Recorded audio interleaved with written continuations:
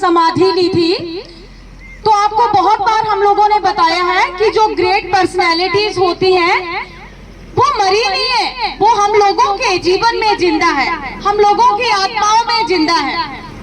तो आज के दिन स्वामी विवेकानंद ने समाधि ली थी और उन्होंने हमें बहुत सारा ज्ञान भी दिया था।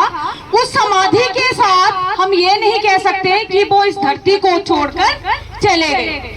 उन्होंने मानवता की सेवा के लिए, देश की भलाई के लिए हमारी आत्माओं में जगह बनाई है, हमारी किताबों में उनका विवरण है। मीन्स वो इस धरती पर अभी भी है, ऐसे लोग कभी मरते नहीं हैं। बहुत सारी एग्जाम्पल्स हैं। उन्होंने हमें ये शिक्षा दी है कि इस धरती पर कुछ करने के लिए लंबा जीवन जरूरी नहीं है।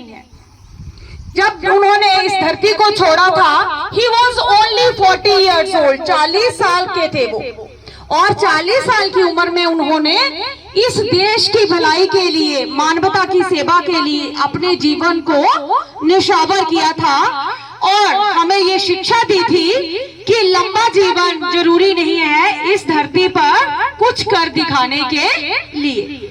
कई बार हम 100 वर्ष तक भी जी लेते हैं, वो चीज नहीं कर पाते हैं जो उन्होंने 40 वर्ष इस धरती पर जीकर कर दिखाया।